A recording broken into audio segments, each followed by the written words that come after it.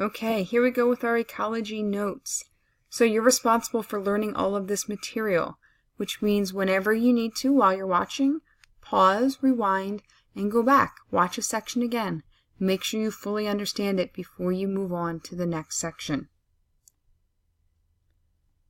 When we're talking about ecology, ecology is the study of interactions that take place between organisms and their environments. So it's not just looking at those organisms themselves and what their cells are made up of and what we've been doing, but understanding their environment as well, what is surrounding them and what impacts their ability to survive. There's some different factors that must be included when we're talking about what impacts living things. The abiotic factors are all the non-living parts of the environment. The air, the water, the light, rocks, your house itself. Those are all abiotic or non-living factors. Biotic factors are the living parts of the environment, the actual organisms. So I have here listed competition, predators and prey, who you interact with for food, when we talk about animals and their environment, who's being eaten and who's doing the eating. Those are all factors we have to consider. Okay, quick quiz. Pause the video and try to find 5 biotic factors and 5 abiotic factors in this picture.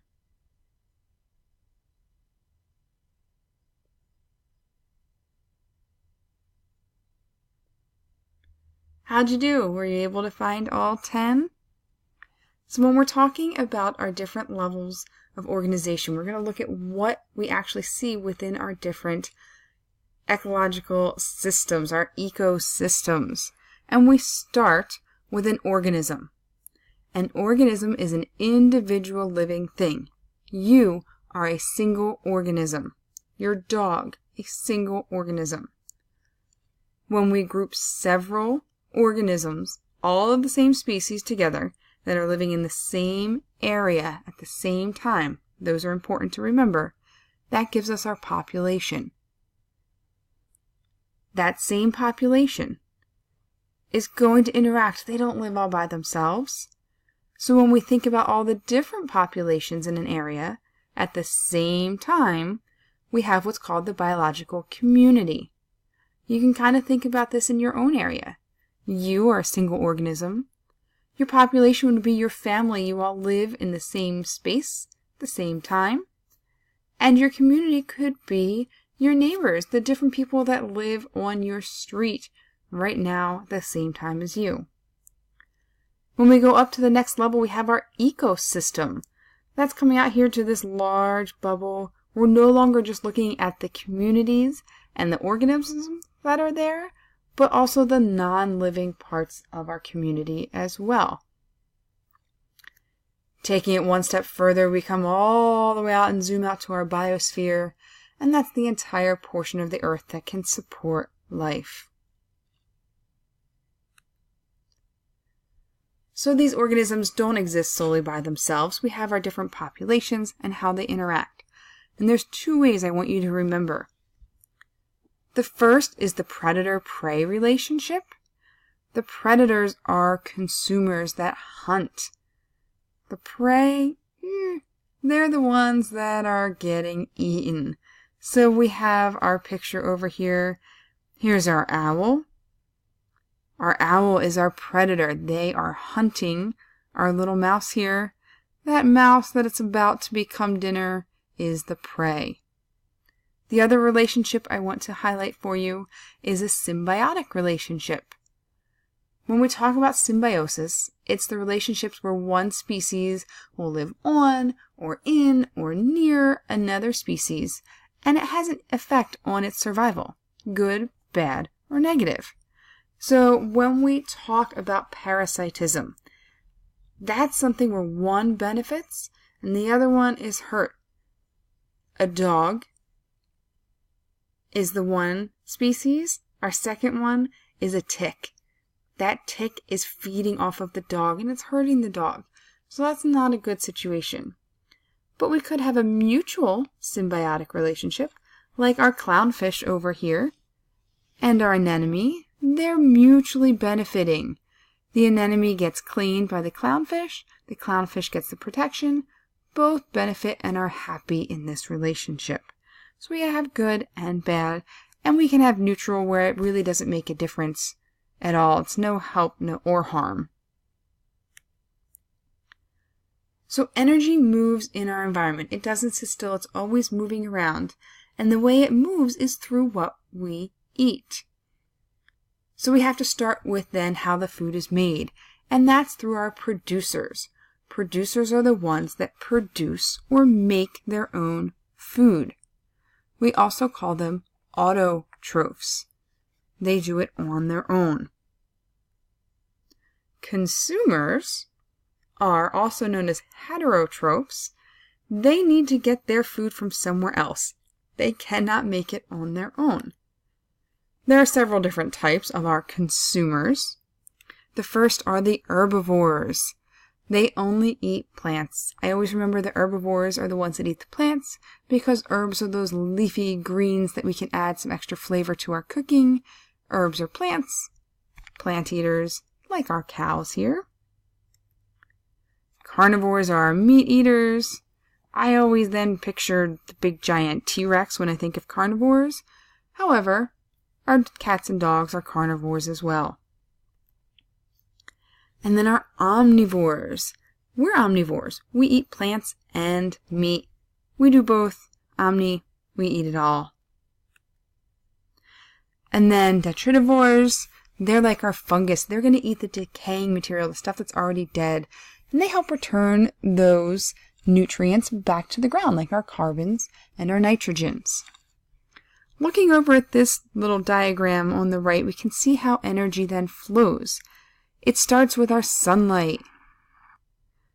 Sunlight provides our source of energy to help our plants, our producers, make their own food. As we move up, our consumers, the primary consumers, the first ones who always eat the plants, they're going to get the energy from the plants. Then as our foxes eat our bunnies, these become our secondary because they're the second ones to get the energy from our producers. They lose some of it. Some of this energy is lost as heat. It never all gets perfectly passed on. So what are some other ways we can actually show how the energy flows through an ecosystem? We need to be able to look and understand what eats what, where the energy goes. So we're going to start with the food chain.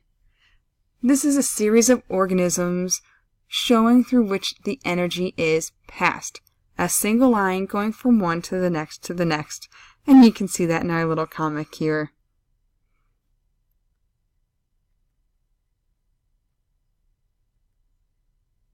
All food chains start with the sun.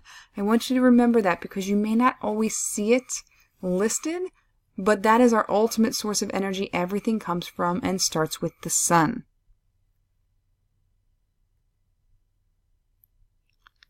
Some examples of food chains. So we start with the sun, and then I have it listed in words up here with our producers first. They get the energy directly from the sun to make their own. The first types of consumers to get the food from the plants are our primary consumers. Then secondary, it could continue up higher, and then we end with our decomposers. The arrows show us the way the energy is moving. Down below we can see then our picture. We have our little plant going to the snail. The energy is moving to the snail because it's being eaten by the snail.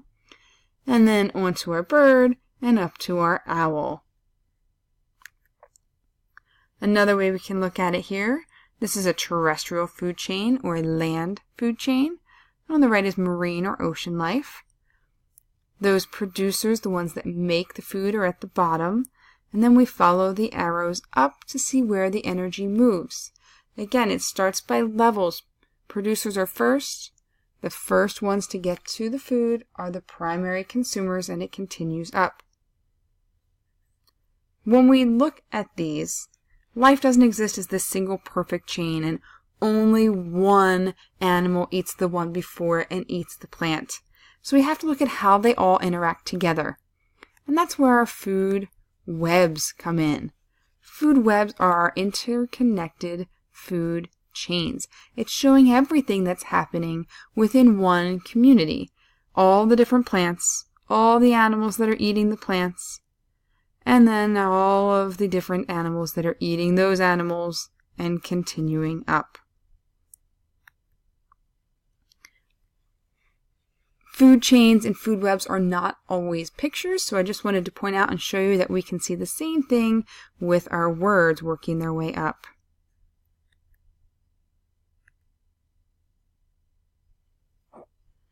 The third way we can show how energy flows is by looking at an energy pyramid. This is showing the amount of energy that is available at each level. So at the bottom, or the base of our pyramid, you can see in our bottom picture down here, that's where our producers are. They get their energy directly from the sun, so they have the most energy available. As you move up each level, energy is lost because you're eating the different organisms in order to get your energy to be able to function. So that means when you get eaten, you can't pass on all of the energy because you've already used some of it. And that's why the pyramid gets smaller and smaller as it moves to the top. Only what you have stored can be passed on. So the meal you were planning to have for dinner doesn't really matter. And the meal that's currently in your stomach isn't going to do much good to be passed on. Only what's already stored in the body can be transferred on. The last two things I want to talk about are some of the cycles of abiotic factors, the non-living factors that we need and are essential for our survival. The first is the nitrogen cycle. So you have most of this filled out. Fill in a couple bubbles as we go through and look at this. First, nitrogen enters this whole cycle by a process called nitrogen fixation. Bacteria will do this, and they'll fix the nitrogen to the plants. Now that the nitrogen is in the plants, the animals will eat it, and they get the nitrogen next.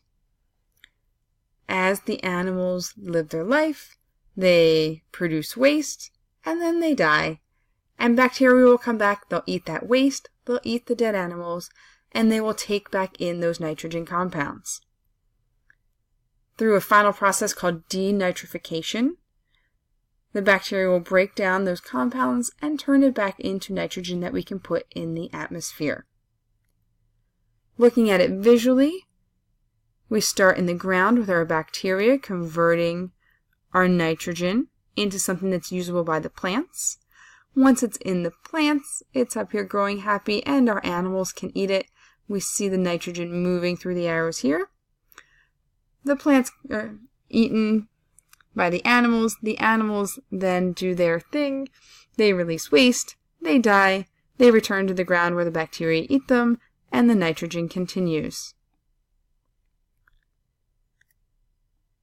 The last cycle I want to explore today is the water cycle. We start with precipitation, rain, sleet, snow, anything falling from the atmosphere to the earth. Seepage.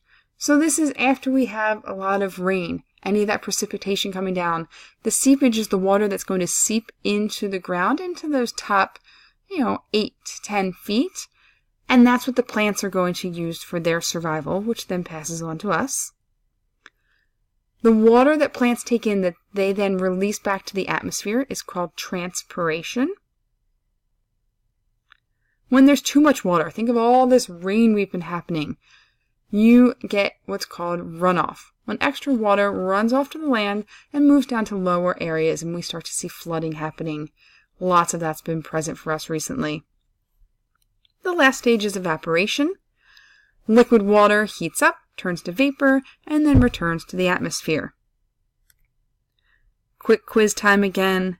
I want you to pause the video and label the diagram in your notes using the terms we just looked at in the last slide. I have them listed here. Precipitation will be used twice in your diagram, and so will evaporation. So pause, fill out your diagram, and when you're ready, press play to see how you did.